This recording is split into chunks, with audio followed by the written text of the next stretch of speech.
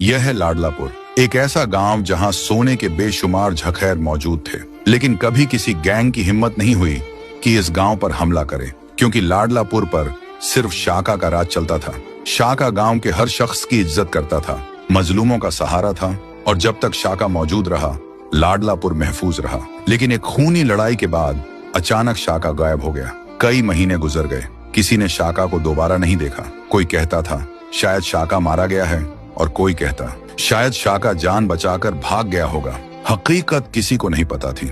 शाका के न होने का फायदा उठाते हुए चिड़ीलाल अपनी गैंग के साथ लाडलापुर पर हमला कर देता है। गांव जलने लगता है, घर तबाह कर दिए जाते हैं, गांव वालों को बेदर्दी से मारा जाता है। चिड़ीलाल का जुल्म इतना बढ़ जाता है कि लोग अपना गांव छोड़कर भागने लगते हैं, लेकिन जो भी भागते हुए पकड़ा जाता उसे जिंदा नहीं छोड़ा जाता। लाडलापुर पर कब्जा करने के बाद चिड़ीलाल सोने की स्मगलिंग शुरू कर देता है, और फिर उसकी नजर पड़ती है गांव की सबसे खूबसूरत लड़की शबनम पर, जिससे शाका बेपनाह प्यार करता था। चिड़ीलाल शबनम को धमकी देता है, अगर तू मुझसे शादी नहीं करेगी तो मैं तुझे जान से मार दूंगा। जब यह बात शबनम के भाई चंदू को पता चलती है तो वह किसी तरह अपनी जान बचाकर गांव से भाग जाता है। चंदू का सिर्फ एक मकसद होता है, शाका को ढूंढना और वापस लाडलापुर लाना। वह गांव गांव शहर शहर भटकता है, लेकिन शाका का कोई निशान नहीं मिलता।